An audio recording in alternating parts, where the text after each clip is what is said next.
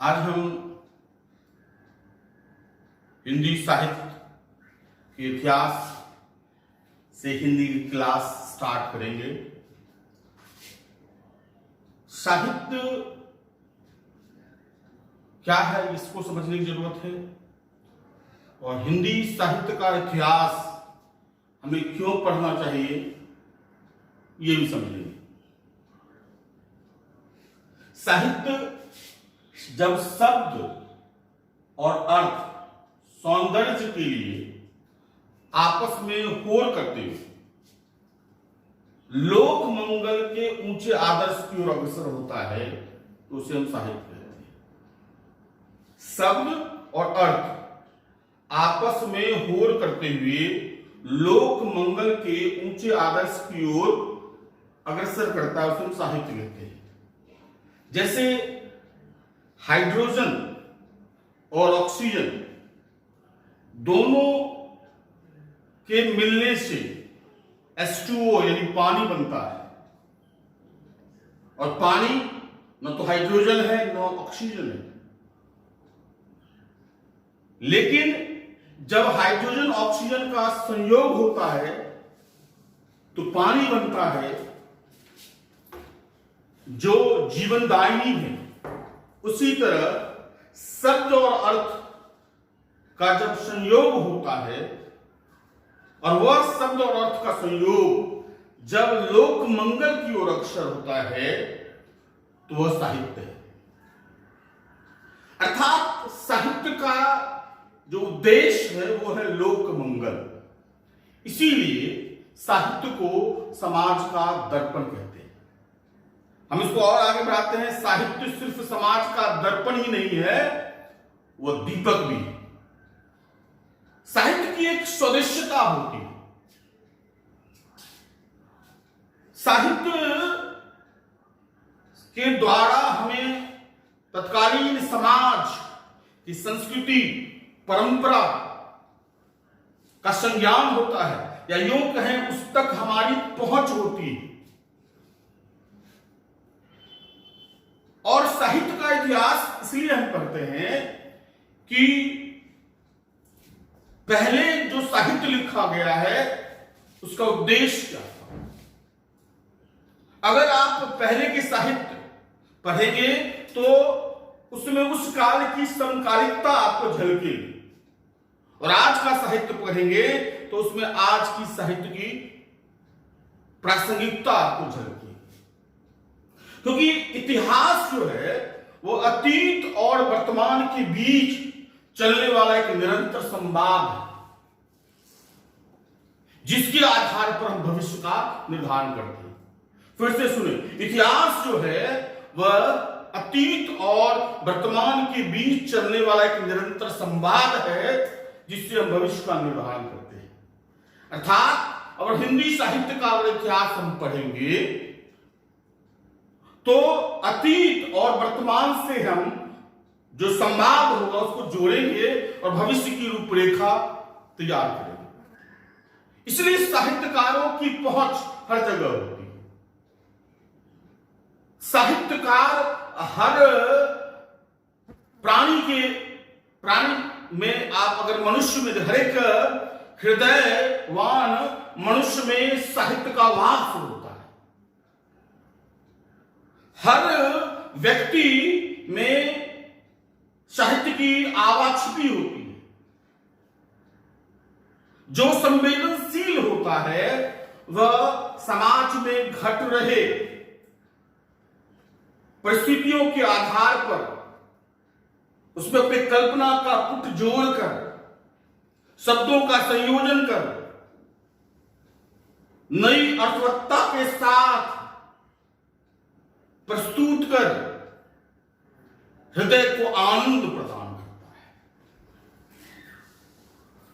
हिंदी साहित्य के इतिहास लेखन की शुरुआत भारत में व्यवस्थित रूप से गारसा दत्तासी ने किया। लेकिन गारसा दत्तासी के इतिहास लेखन में न तो कालक्रम का निर्धारण है न ही प्रवृत्ति का निर्धारण है।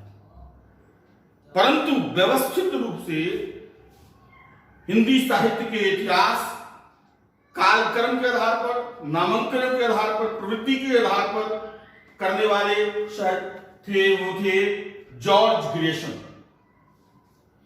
जॉर्ज ग्रेशम 184 भाषा के ज्ञाता थे और कई सालों तक वो मधुबनी में एसडीओ रहे थे। उनके नाम से आज भी ग्लेडसन मार्केट है। अगर आप 1888 में उन्होंने लिखा है the modern vernacular literature of northern Hindustan, the modern vernacular literature of northern Hindustan.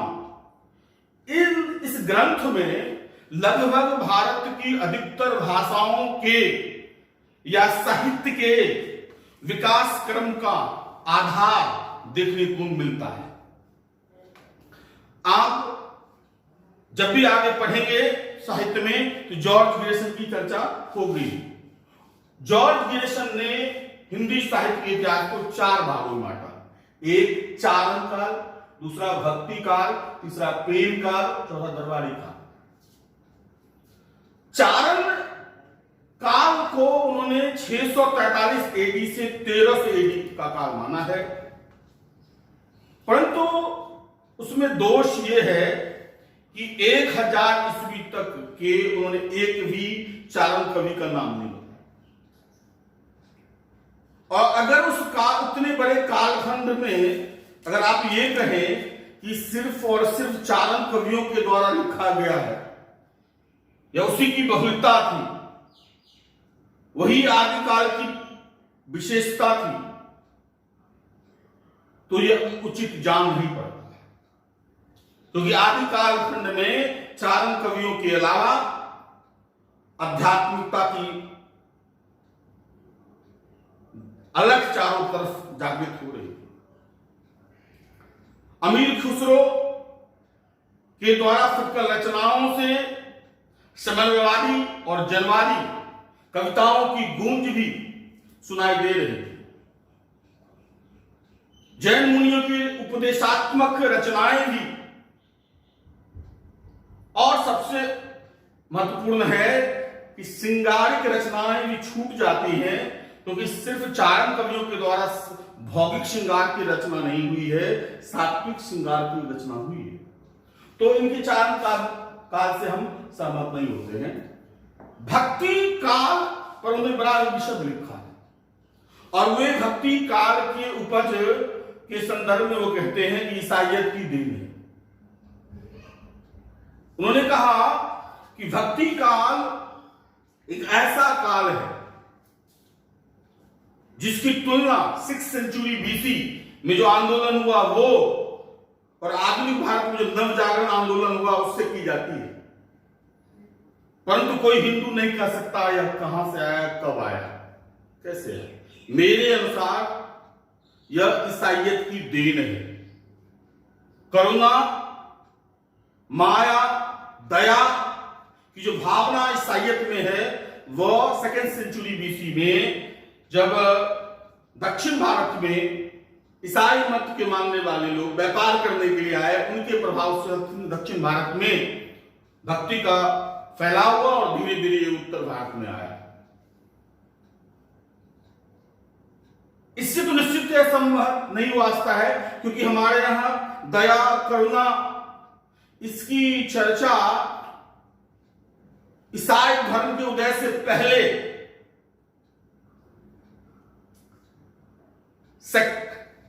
2nd century BC में भागवत धर्म में देखने को मिलता है। एक चीज जो भक्ति काल को हिंदी साहित्य का स्वर्ण काल कहता है, उसकी पहली अवधारणा भक्ति काल की है। उनको तुलसी सबसे प्रिय करने लगे और उनका मानना था कि तुलसी की रचना में ईसाइयत का प्रभाव स्पष्ट रूप से देखा जा सकता है। उसमें जो लोक मंगल है, जो उसमें समन्वय है, जो उसमें करुणा है, दया भाव है, वह ईसाइयत से प्रभावित है। और प्रेम का कृष्ण की रचनाओं से संदर्भित है, और दरबारी काव्य जो रीति काव्य से संबंधित है। ये जॉर्ज ग्रेशन का विभाजन है। आधुनिक काल की पर उनकी रचना नहीं है, क्योंकि जिस काल को आधुनिक काल कहा जाता है उस काल में वो लिख ही रहे थे, तो समकालीन व्यवस्था के बारे में उन्होंने बहुत कुछ नहीं लिखा। हिंदी साहित्य के इतिहास में सबसे बड़ा क्रांतिकारी परिवर्तन शुक्ल जी के आने के बाद हुआ है। शुक्ल जी ने हिंदी साहित्य का इतिहास वैज्ञानिक दृष्टिकोण से लिखा, तार्किक दृष्टिकोण से लिखा, और उसमें सबसे महत्वपूर्ण यह था कि उन्होंने साहित्य के नामांकन में, विशेष प्रवृत्तियों के नामांकन में लोक भावना को महत्व दिया, मानव की चित्तवृत्ति को महत्व दिया। उनके अनुसार साहित्य जो है वह मानव की चित्तवृत्ति का प्रदर्शन है।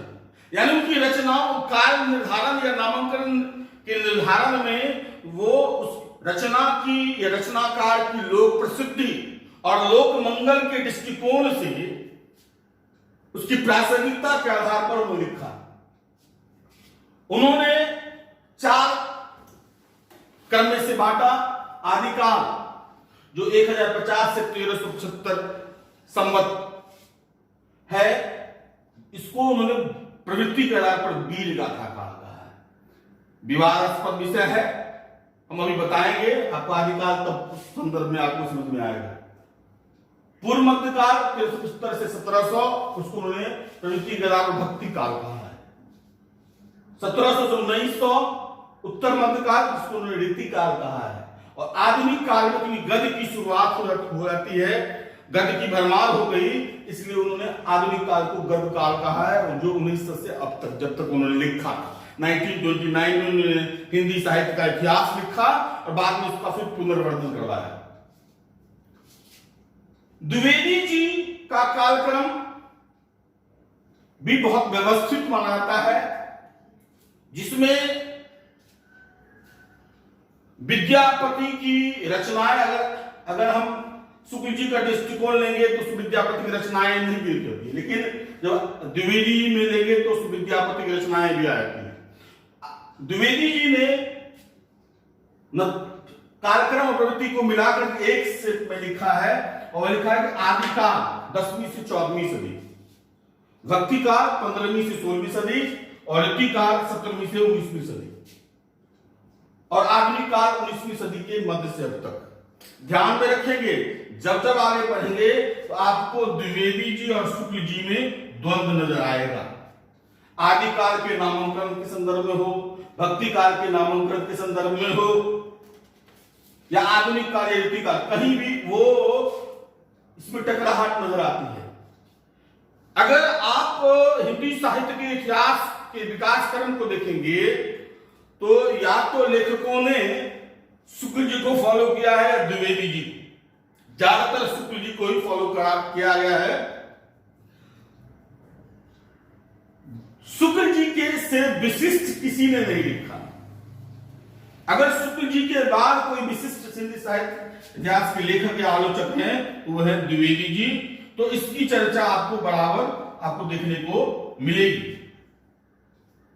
हिंदी साहित्य का इतिहास लेखन बीपीएससी के सिलेबस में नहीं है, यूपीएससी के सिलेबस में है।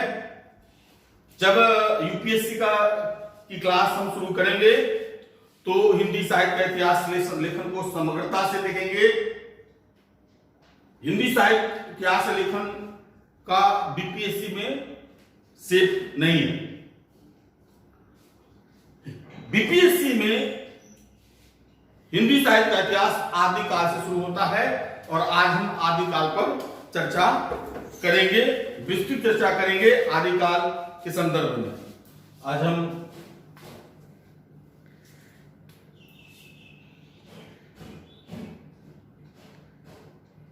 आदिकाल पर विस्तृत चर्चा करेंगे। आदिकाल में आप एक आदिकाल की प्रवृत्ति,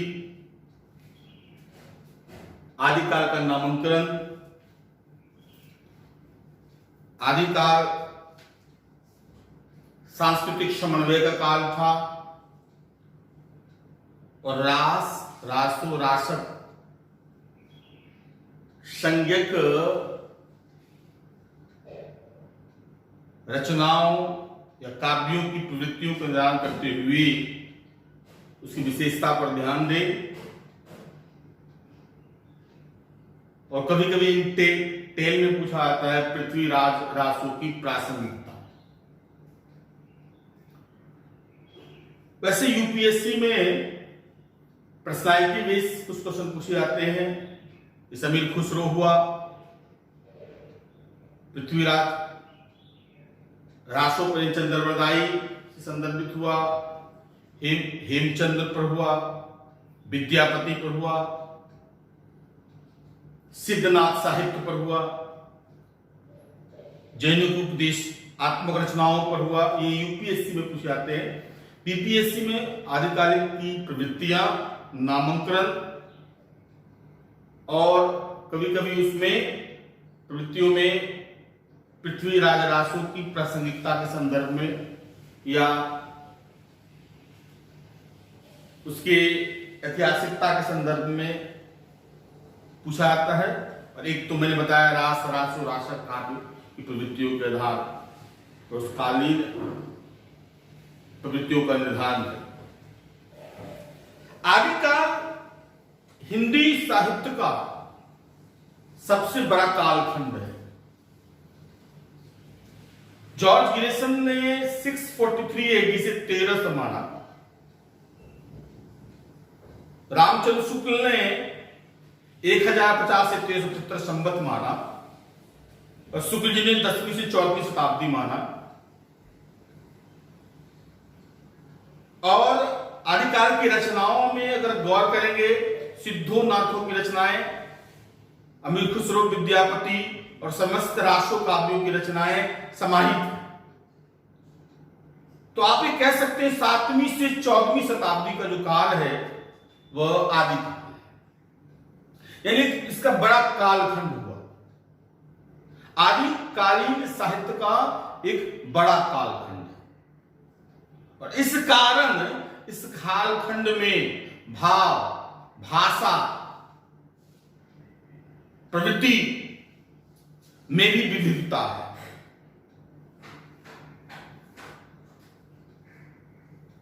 अगर संपूर्णता से देखेंगे तो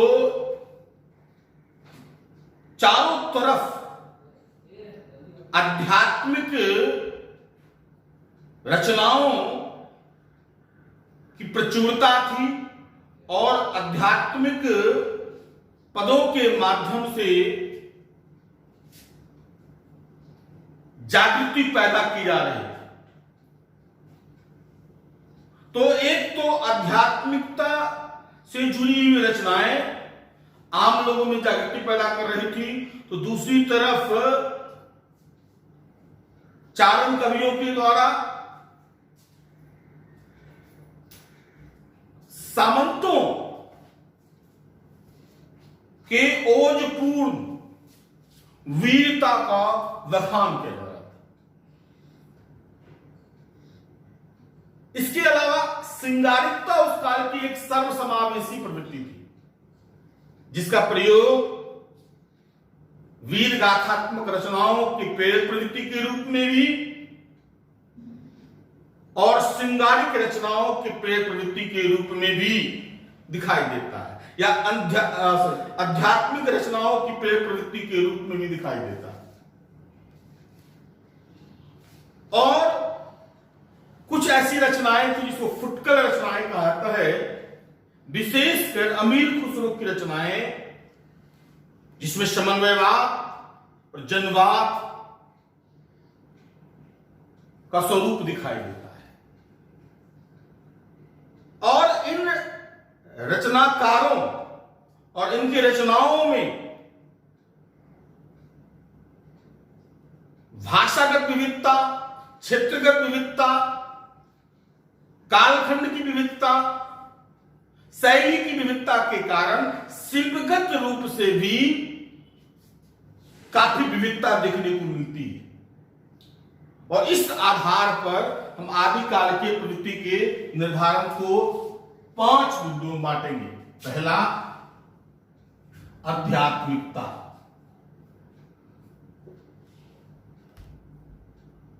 आध्यात्मिकता। दूसरा, वीर गाथात्मकता।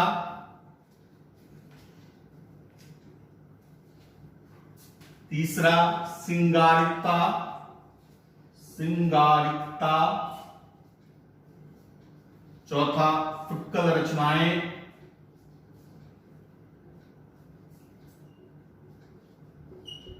और पांचवा, शिल्पगत विविधता। शिल्पगत विविधता। ये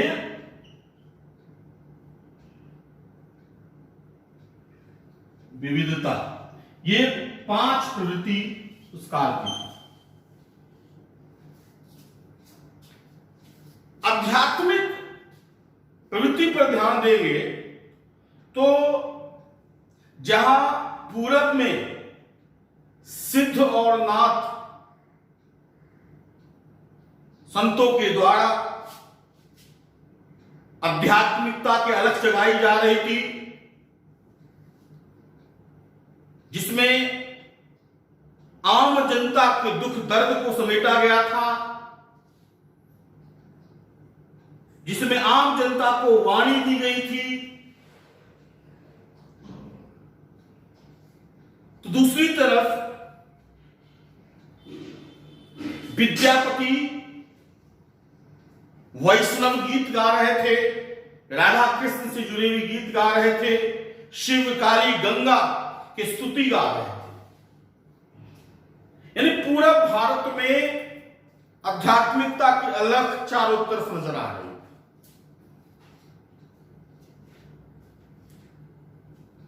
पश्चिम में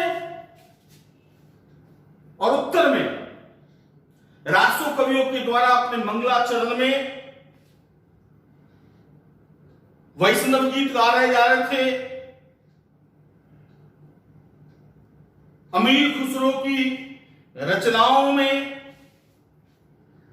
सूफी का समन्वयवाद का स्वरूप प्रस्तुत किया जा रहा था, और उत्तर और पश्चिम में जैनों और पूरब में भी जैनों के द्वारा उपदेशात्मक रचनाएं रची जाती, नीति परक सीख लोगों को दी जा रही। संप्रदाय से अगर देखेंगे तो उत्तर पूर्व पश्चिम भारत में आदिकाल में भक्ति की अलख चारों तरफ दिखाई दे रही थी। इसके बावजूद रामचंद्र शुक्ल ने आध्यात्मिकता की प्रवृत्ति और आध्यात्मिक रचनाओं को साहित्य आदिकालीन साहित्य से बाहर करने की सिफारिश। उनका कहना था कि आध्यात्मिक रचनाओं में इस लोक की बात नहीं की गई, क्योंकि वे वो रचनाओं में मनोवृत्ति चित्तवृत्ति की चर्चा करते हैं। उनका कहना है सिर्फ आत्मा से परमात्मा के मिलन, कुंडली जागरण, ब्रह्मरंध, इन चीजों की चर्चा है, इसलिए इसको साहित्य में नहीं गिना। लेकिन अगर शुक्ल जी की बात को हम मान भी लें तो संपूर्ण भक्ति साहित्य तो आध्यात्मिक जागरण का ही साहित्य है, तो क्या उस काल को भी साहित्य से बाहर कर दिया जाए? ये दोहरापन नजर, ये दोहरा शुक्ल जी की अवधारणा में दोहरापन नजर आता है। और ऐसा नहीं है कि इन रचनाओं में सिर्फ आत्मा से परमात्मा का मिलन, कुंडलिनी जागरण या ब्रह्मरंध की चर्चा की गई है, अनंतनाथ की चर्चा की गई है, बल्कि इसमें इस जीवन की भी चर्चा की गई है। विशेषकर सिद्धो नाथों की रचनाओं में आम जनता को त्राण दिलाने की कई पद गढ़े। हबिकी न बोलीबा, हबिकी न चलीबा, धीरे धरीबा पांव। हबिकी न बोलीबा, हबिकी न चलीबा, धीरे धरीबा पांव। गरब न करीबा, सहजे रहीबा, भनत गोरख शय। यह जीवन को किस तरह जीना चाहिए, इससे बड़ी सीख क्या हो सकती है। उसी तरह थोड़ो खाय सो कल्पे अल्पे, घनो खाय सो राग। दुई पंसा की संधि विचार है, तय कोई बिरला योगी। मध्यम मार्ग अपनाने की सीख है। थोड़ो खाय सो कल्पे अल्पे, जो थोड़ा खाता है वो कल्पता है, अड़पता है। घनो खाय सो रोगी, जो ज्यादा खाता है वो रोगी हो जाता है। और दुई पंसा की संधि विचार है, तय कोई बिरला योगी।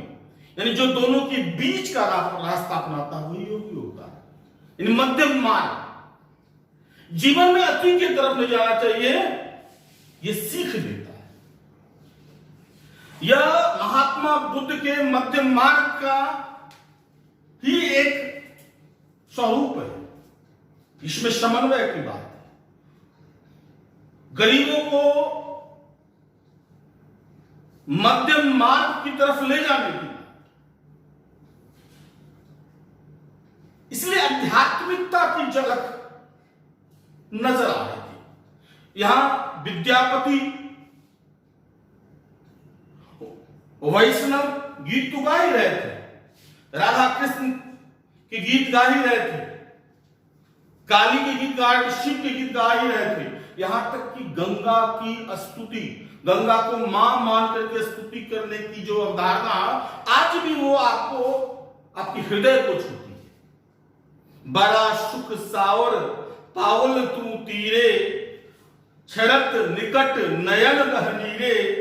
एक अपराध क्षमब मोर जननी, परसल पाए माय तू पानी। ये जमीन से जुड़ी हुई नदी को मां के रूप में आज भी हम देखते हैं। गंगा को आज भी मां के रूप में देखते हैं। कहते हैं बड़ा सुख सावर पावल तू तीरे, तुम्हारे किनारे बहुत सुख पाया। हरत निकट नयन बहनी रे, अब उस किनारे को छोड़ने से आंखों से आंसू बह रहा है। एक अपराध क्षमम मोर जननी, एक अपराध हो गया, उसके लिए मुझे माफ कीजिएगा। परसल पाए माय तू पानी, मैं तो तुम्हें मां कहता हूं लेकिन पहले अपना पांव देता हूं। यह अपराध हो गया है। यह हृदय स्पर्शी कविता आम लोगों के जीवन से जुड़ा हुआ है। नदी से जुड़ाव आज भी वो दिखाई देता है। इसलिए आध्यात्मिकता उस काल की प्रमुख प्रवृत्ति थी। दूसरी प्रमुख प्रवृत्ति थी वीर गाथात्मकता। विशेषकर रासो कवियों में वीर गाथात्मकता की प्रवृत्ति स्पष्ट रूप से जागृत होती हुई दिखाई देती है। इसके अलावा विद्यापति की रचना कृति पताका में भी वीर गाथात्मक प्रवृत्ति हमें दिखाई देती है। रासो काव्य में वीर गाथात्मकता का चित्रण बड़ा ही सजीव चित्रण लगता है। डिंगल शैली में शब्दों को ऐसे पीट पीट कर प्रस्तुत किया गया है जैसे कि युद्ध की ध्वनि ध्वनित हो रही।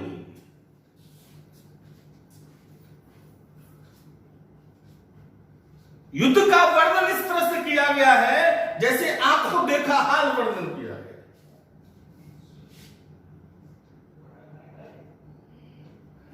और उस समय जनता को प्राणोत्सर्ग के लिए प्रेरित किया गया है।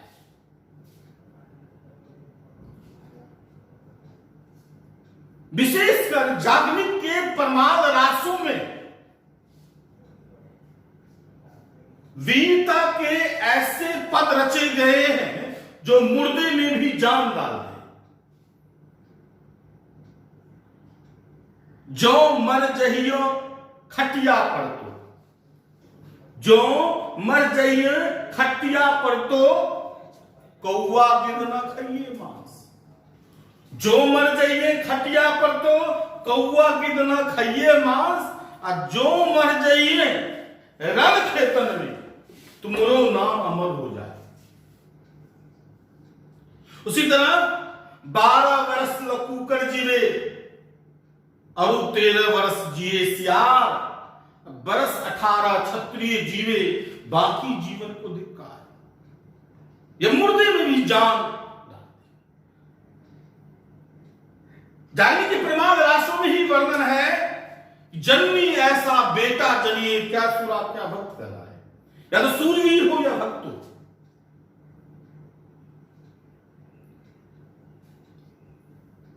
लेकिन यह वीरता किसके लिए? यह वीरता राष्ट्र की रक्षा के लिए नहीं थी। यह वीरता जनता के कल्याण के लिए नहीं थी। वास्तविक में यह सामंतों के भोगवादी प्रवृत्ति, नारी लिप्सा और अहम की तुष्टि के लिए, और उनकी भोगवादी प्रवृत्ति और अहम की तुष्टि के लिए आम जन को बलि वेदी पर चढ़ा दिया गया था। इनके चारण कवि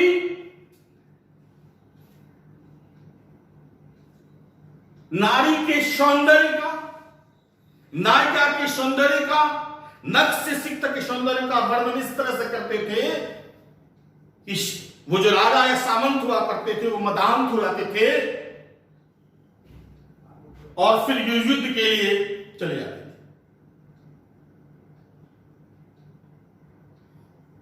तो युद्ध जो था नारी लिप्सा के लिए था, भोग लिप्सा के लिए था। और उस समय आप मान के रखिए सबसे कम जो पत्नी थी वो पृथ्वीराज चौहान की थी 14, और उसमें अधिकतर राक्षस विवाह किया गया था, अर्थात युद्ध के द्वारा या अपहरण के द्वारा। वो राष्ट्र की रक्षा के लिए नहीं था। इनकी वीरता झूठी वीरता थी।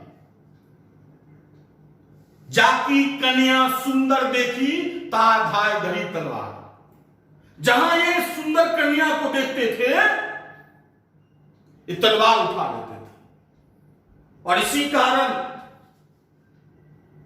मोहम्मद गोरी जैसा भगौड़ा कमजोर शासक, जिसको अपने क्षेत्र से मार के भगा दिया गया था, जिसको भारत के छोटे छोटे राजाओं ने पराजित किया था, परंतु वो भोगी राजाओं के कारण भारत पराक्रांत हो गया। अगर ये राष्ट्र की रक्षा के लिए लड़ते, जनता के कल्याण के लिए लड़ते, तो जनता और राजा मिलकर अगर उंगली भी दबा देते तो 35,000 की मोहम्मद गोरी की सेना की चटनी हो जाती। अतः इनकी वीरता या वीरगाथात्मक रचनाएं सिर्फ आश्रयदाताओं को खुश करने के लिए किया गया था। राष्ट्र की रक्षा और जनता के कल्याण से सब कोई भी नहीं था। वास्तविक में भोग लिप्सा और अहम की तुष्टि के लिए उनको जनता को बलि वेदी पर चढ़ा दिया गया, और ये लोग आपस में लड़ते रह गए और विदेशी आक्रांताओं ने इन पर कब्जा कर लिया। एक उदाहरण है जिसमें आम जन की वीरता का चित्रण है। हेमचंद की व्याकरण रचनाओं में उदाहरण के क्रम में एक चर्चा है, भल्ला हुआ जो मारिया बहिनी मारा कंक। भला हुआ जो मारिया बहिनी मारा कंक, कहते कंतु भी लिखा होता है। भला हुआ जो मारिया बहिनी मारा कंक, कंक मतलब पति। अच्छा हुआ जो मेरा पति मारा गया। लज्जे जंतु वैसे हूं जय भगा धरुंतु, लाज से ही मैं बैठ जाती अगर यो युद्ध मैदान से भाग करके आता। यानी यहां सामान्य नारी की वीरतापूर्ण भावना, प्रांसर की भावना का चित्रण नजर आता है। सिंगारिकता यह सर्व समावेशी प्रवृत्ति थी उस काल की। जितने भी रासो कवियों ने वीर गाथात्मक रचनाएं रची, उसके पीछे वो सिंगारिक रचनाएं थी। रासो कवियों के द्वारा रचा गया सिंगार, जिसको भौगिक सिंगार कहते हैं, जो आश्रयदाताओं को खुश करने के लिए अर्थलिप्सा के संदर्भ में लिखा गया भौगिक श्रृंगार। तो एक तरफ भौगिक श्रृंगार था, दूसरी तरफ सात्विक श्रृंगार भी था। बिसलदेव रासो, संदेश राशक, विद्यापति की रचनाओं में सात्विक श्रृंगार भी दिखाई देता है। लेकिन रासो कवियों का श्रृंगार, जिसमें नारी के सौंदर्य का, नक्श से सिक तक के सौंदर्य का वर्णन, हर मास में उसकी सौंदर्य का वर्णन, उसके वय संधि के सौंदर्य का वर्णन, ये श्रृंगारिक वर्णन राजा को मदान्त करने के लिए काफी हुआ करता था। एक उदाहरण है पृथ्वीराज रासो से ही, राका अरु सूरज बीच उदय अस्त दुहुबेर। राका अरु सूरज बीच उदय अस्त दुहुबेर, वर्ष शिवता सो वही मानो सिंगार सुमेर। ये पृथ्वीराज चौहान की प्रेमिका या पत्नी, जो आप कहें, शशिवर्ता के वया संधि के सौंदर्य का वर्णन है। वया संधि उसको कहते हैं यौवनावस्था के आरंभ और किशोरावस्था के डूबने। किशोरावस्था के डूबने और यौवनावस्था के आरंभ के जो बीच का पीरियड है, उसको कहते हैं वया संधि का पीरियड। तो कहते हैं जिस राका अरु सूरज बीच उदय अस्त ध्रुवेर, वर्ष शिवता सो वही मानो सिंगार सुमेर। यानी जिस तरह सुमेरु पर्वत पर सूरज के डूबने की लालिमा छलकती है और उगने के समय सौंदर्य की जो लालिमा छलकती है, वही सौंदर्य की लालिमा शशिवर्ता के वय संधि के सौंदर्य में दिखाई देता है। यानी सूरज के डूबने और उगने के सौंदर्य की लालिमा की तुलना शशिवर्ता के वय संधि के सौंदर्य से किया गया है। और इसी कारण राजा मदान्त होते थे और युद्ध के लिए प्रेरित होते थे। लेकिन सात्विक श्रृंगार भी है। बिसलदेव रासो में है, संदेश राशक में है, विद्यापति की रचनाओं में है। विद्यापति कहते हैं, विद्यापति की राधा कृष्ण के सौंदर्य का बड़ा ही अनुपम वर्णन करते हैं। ए सखी देखल एक अपरूपा, ए सखी देखल एक अपरूपा, मान सपन स्वरूपा। ए सखी देखल एक अपरूपा, सुनित मान सपन स्वरूपा। एक अपूर्व सौंदर्य को देखा है, जैसे लगता है यह इस तरह का सौंदर्य सपनों में भी नहीं हो सकता है। कृष्ण के सौंदर्य का यह चित्रण है। उसी तरह मैनरुन्नु विरक्ति धूम लोयन शब्द, मैना रुन्नु विरक्ति धूम लोयन शब्द। यह बिसलदेवी रासो का है कि मैं नहीं रो रही हूं, बल्कि विरहनी की आग से बिना अग्नि की आग से आंखों से धुआं निकल गया है, मैं नहीं रो रहा हूं। यह सात्विक श्रृंगार है। और सिद्धोनाथों की आमी सात्विक श्रृंगार है, जिसमें कहते हैं जोइनी तैविन खनई न जीवनी, जोइनी तैविन खनई न जीवनी, अतो मुंह चुंबी कमल रस पीवनी। योगिन तुम्हारे बिना जिया नहीं जाता है, तुम्हारे मुंह का चुंबन कमल रस के पीने के समान होता है। तो आदिकाल में एक तरफ भौतिक श्रृंगार था तो एक तरफ आध्यात्मिक श्रृंगार था, इसलिए इसको सर्व समावेशी प्रवृत्ति कहते हैं। यानी अध्यात्म में भी श्रृंगार है तो विगाथात्मकता में भी श्रृंगार है। फुटकर रचनाएं, विशेषकर अमीर खुसरो की रचनाएं, इसका महत्व बहुत ज्यादा है। यह अमीर खुसरो इस काल के एकमात्र रचनाकार हैं जिनकी रचनाओं में आम जीवन का चित्रण है, जिनकी रचनाओं में आम लोगों को वाणी दी गई है, जिनकी रचनाओं में स्त्रियों के दर्द को उकेरा गया है, जिनकी रचनाओं में जन सामान्य की बातों को सामने में रखा गया है, जिनकी रचनाओं में समन्वयवाद का अद्भुत स्वरूप दिखाई देता है।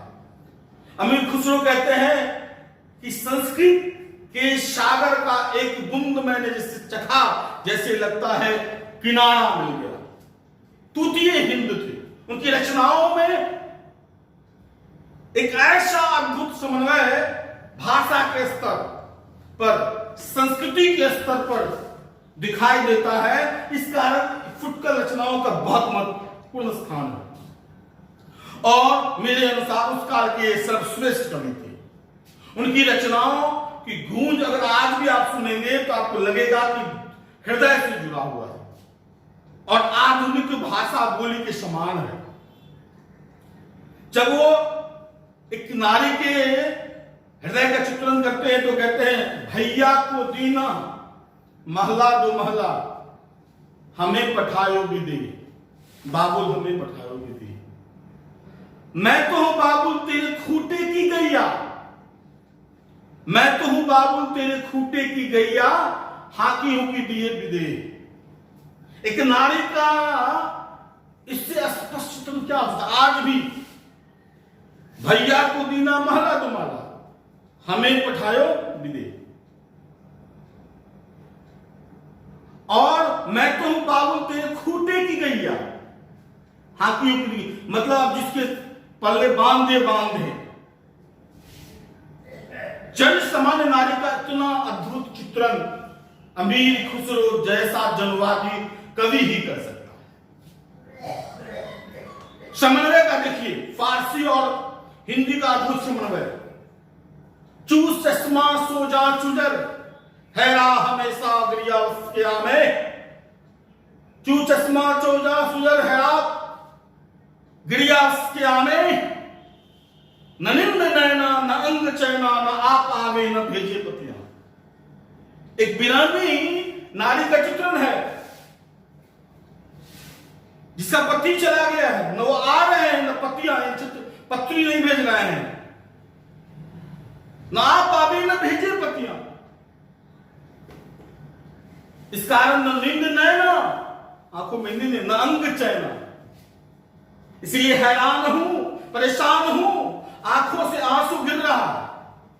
चू चश्मा सोजर चुजर, आंखों से आंसू गिर रहा है। हैरान हूं, परेशान हूं, क्योंकि न नींद नैना न अंग चैना, न आप आवे न भेजे पति। उनके दो सुखने देखिए या मुकरियां देखिए या पहेली देखिए, उसमें जन समाज का चित्रण है। श्याम वरण दांत अनेक, लचकत जैसे नारी, और दोनों हाथ से खुसरो खींचे और कहे तू आरी। श्याम वर्ण दांत अनेक, लचकत जैसे नारी, दोनों हाथ से खुसरो खींचे और कहे तू आरी। लोहार, लोहार का चित्रण है। मिला रहे तो नर है, अलग हो तो नार, सोने का सरंग है कोई बिरला करे विचार। सोनार का वर्णन है, आम लोगों का चित्रण है। मुकरियों में देखिए, नित मेरे घर आवत है, रात गए फिर जावत है। नित मेरे घर आवत है, रात गए फिर जावत है। फसत अमावस गोरी के फंदा, हे सखी साजन लौ सखी चंदा। नित मेरे घर आवत है, प्रत्येक दिन मेरे घर आते हैं, रात गए फिर जावत, रात बीत जाने के बाद चले जाते हैं। एक सखी करे हे सखी साजन, दूसरा करे नौ सखी चंदा। दोनों सही है, चंदा उससे ज्यादा सही है। वो आवे तो शादी होवे, मीठे लागे वाके बोल। वो आवे तो शादी होवे, मीठे लागे वाके बोल। हे सखी साजन न सखी ढोल। दोनों सही है, लेकिन ढोल ज्यादा सही है।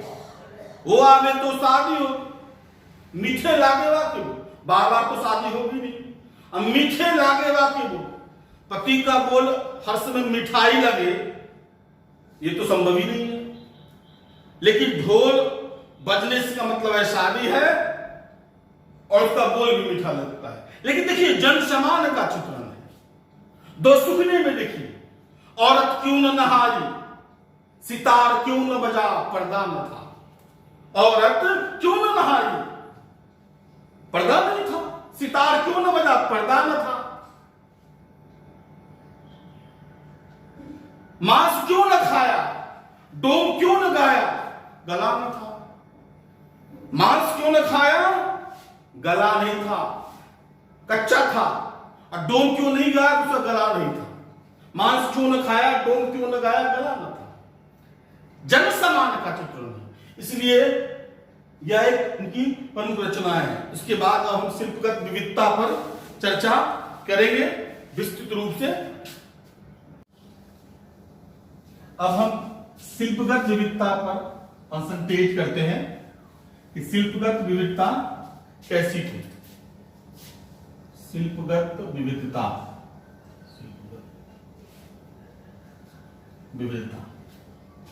शिल्पगत विविधता को भी लोग 5 खंडों में बांट देते हैं। एक, काव्य भाषा क्या थी। दूसरा, काव्य रूप कैसा था, काव्य भाषा कैसी थी, काव्य रूप कैसा था, काव्य शैली कैसी थी, काव्य रूढ़ि कैसी थी, और छंद का किस तरीके से प्रयोग किया गया।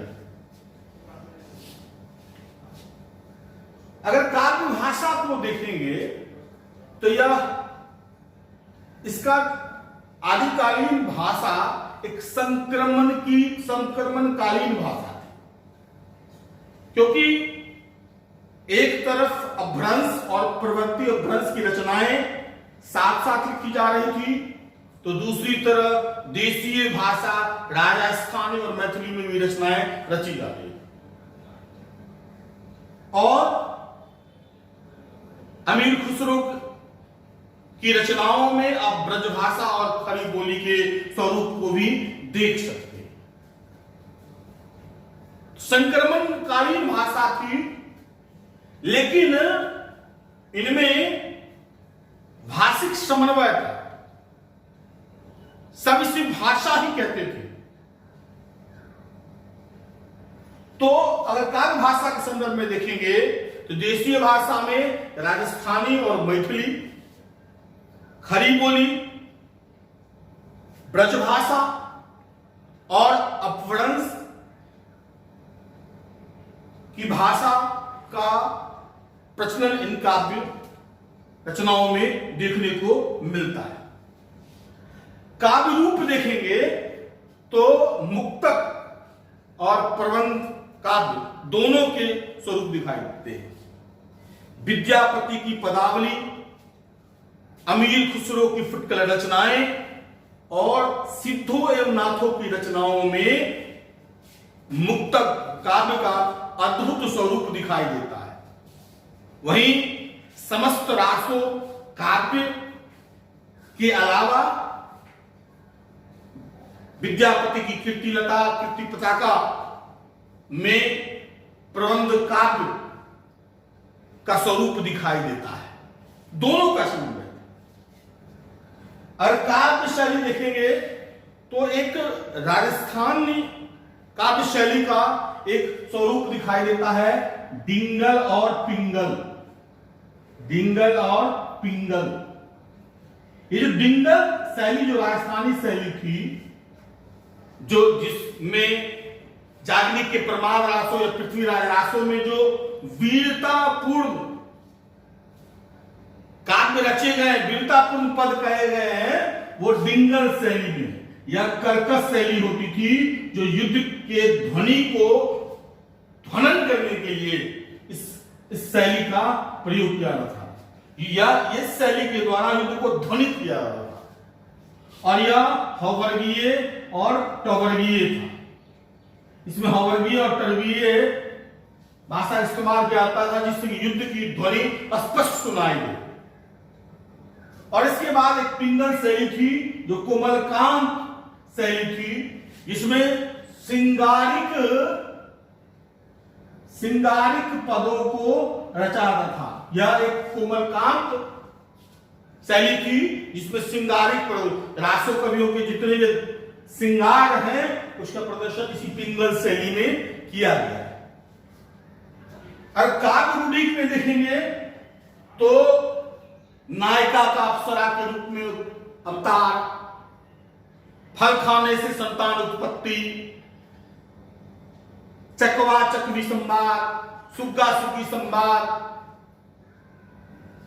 जैसे काव्य रूढ़ियों का इस्तेमाल किया गया है। छंद के दृष्टिकोण से देखेंगे तो यहां वैविध्यता है। एक तो अपभ्रंश का सबसे प्रिय छंद था दोहा। दोहा जो अपभ्रंश का सबसे प्रिय छंद था, जिसमें तुकबंदी मिलाकर रचना कविता लिखी जाती थी, उस दोहा छंद का आदिकाल में भरपूर प्रयोग किया गया है। फिर चौपाई की चौपाई छंद का भी प्रयोग किया गया है। इसमें एक रासक छंद भी आया है, 21 मात्रा का जो रासक छंद जो अपभ्रंश में था, वो यहां 31 मात्रा का रासक छंद हो गया है। इसके अलावा जो इसका, जैसे हर एक भाषा का अपना अपना एक छंद मानते हैं, दो अपभ्रंश के लिए दोहा छंद रूढ़ हो गया है, ब्रजभाषा के लिए सवैया छंद रूढ़ हो गया है, अवधि के लिए चौपाई छंद रूढ़ हो गया है। तो इसके लिए आदिकालीन रचना के लिए छप्पई छंद जो है वो रूढ़ हो गया है। आदिकाल मतलब छप्पई छंद। और चंद्रवरदाई को छप्पई का राजा कहा जाता है। विशेषकर जो पृथ्वीराज रासो जो है वो छप्पई छंद में ही लिखा गया। इसके अलावा रोला, टोटक, ये सब छंद का भी इस्तेमाल किया गया है। तो छंद के दृष्टिकोण से आप वैविध्यता स्पष्ट रूप से हम देख सकते हैं। अगले दिन क्लास में हम बाकी चीज, छात्रों को छंद की बेहतर समझ हो, अलंकार की बेहतर समझ हो, काव्य भाषा या काव्य रूप या काव्य शैली, काव्य रूढ़ी की बेहतर समझ हो सके, जिसका आप सप्रसंग व्याख्या में बेहतर ढंग से प्रयोग कर सकें, तो हम अलग से छंद, अलग से अलंकार, अलग से ये काव्य भाषा, काव्य रूप, काव्य शैली क्या होता है, उसकी हम विस्तृत चर्चा करेंगे, जिससे कि आपका समझ विकसित हो सके और आप साहित्य को बेहतर ढंग से समझ सके, जो सेकंड पेपर में गद्य और पद्य में आपको फायदा हो।